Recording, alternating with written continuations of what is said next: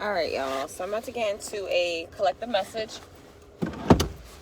See if you guys can see me. Obviously in the car. So let's see what message is coming out for this collective. I'm just gonna do one video.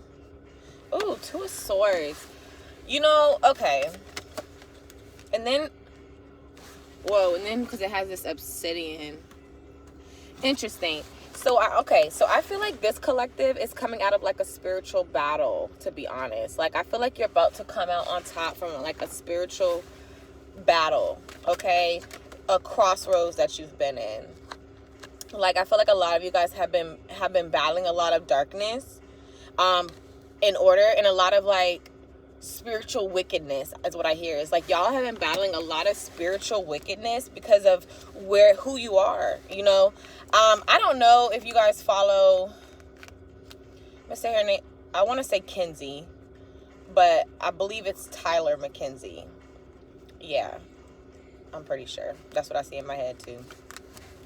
And she talks a lot, like she gives me so much confirmation on like the spiritual attacks, the experiences that I've had. And I like it to the point that sometimes when you receive these messages and these downloads of what's happening to you, you think that, okay, maybe I am a little bit crazy. This has to be unreal.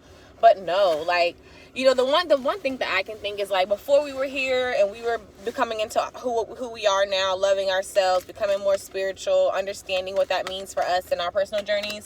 Our parents were here first. Like, they know about this shit. They know about fucking the herbs. They know about fucking ancestors. They know about all the woo-woo shit. Like, they've had people in their days that were into the same shit. Like, nothing we're doing is new. Nothing we're doing is fucking brand new. So I just feel like some parents, some families have had secret agendas. A lot of families, parents, they haven't been...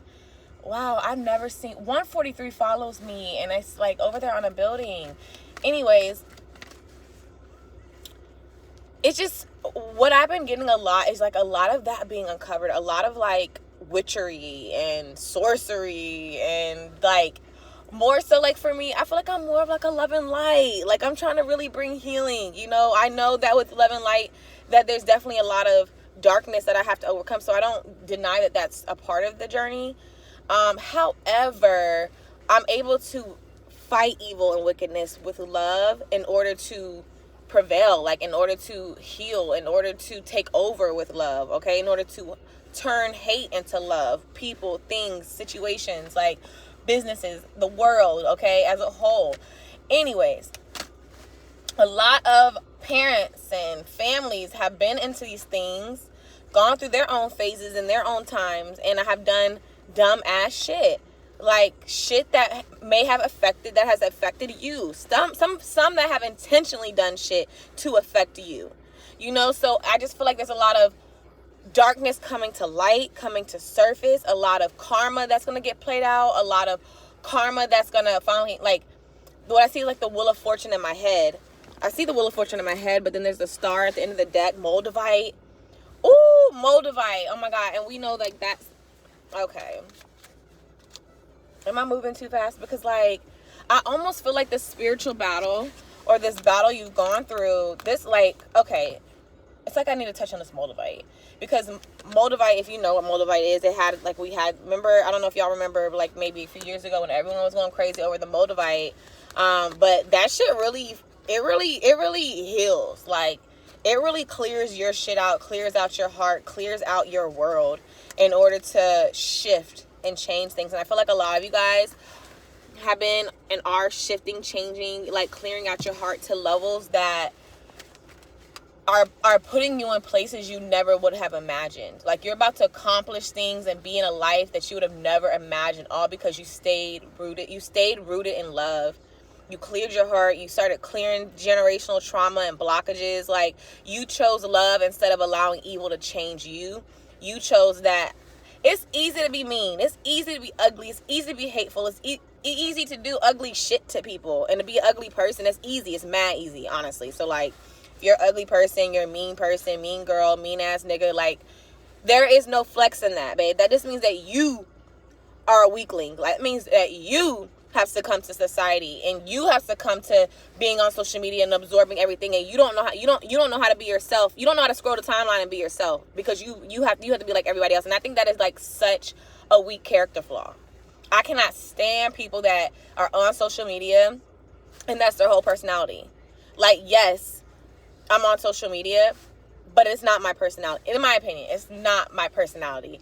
You're not going to hear me. Like, I remember I went on a date with this one guy, and that's what, like, now it's like, I was thinking this yesterday, and I was like, dang, this guy, he was so handsome. I mean, literally, young and tall and dark and handsome.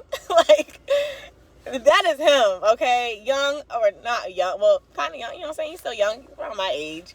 30s, look good, fine as fuck. But I remember, like, being out with him, the first thing I was like, you know what, fuck no. Because let me just get to the point. I just remember he kept saying fucking diabolical, and it, like, pissed me off. I was like, oh, no, sir. No, sir, absolutely not. Because if you are up here as a grown-ass 30-something-year-old man saying diabolical in our regular fucking conversation on this date, that tells me that you are on social media absorbing way too fucking much. Like, I don't even like it when girls say period for real. Like, I don't even really like saying, I sometimes say it to myself and I be like, bitch, please shut up. You're on social media too much. But I don't even like that stuff. Like, it's certain, like, trigger words that are like, oh, you're absorbing. And to me, that translate is for me when I was married.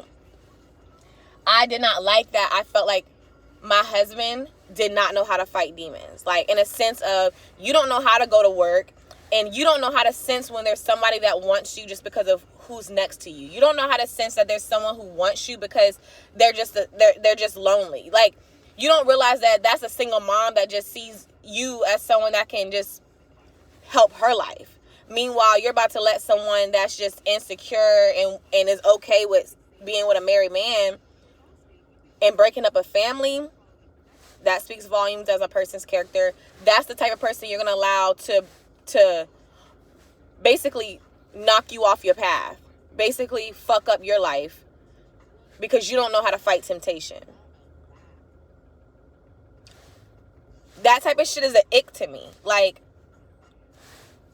I need somebody that knows how to fight temptation. I need somebody that knows how to fight against seeing things on the internet, being around people, and are easily influenced. Like, stand on your own 2 feet, my guy and girl. But, like, literally, like, know how to be yourself. Know how to lead your own path. Know how to see things and see what the collective is doing and not feel like, I want to be like them and do it too.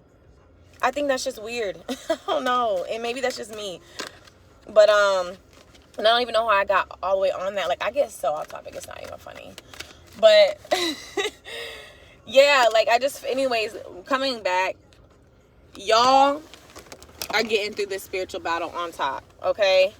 And when I say on top, I'm talking about more powerful, more prosperous, more spiritual, like, just more, psychic is what I saw. It's like, y'all gonna be so much more in tune with your powers, so much more in tune with yourself, your inner self, your prosperity, your abundance, okay? And if anything, let the last message be to stop being so easily fucking influenced by the internet.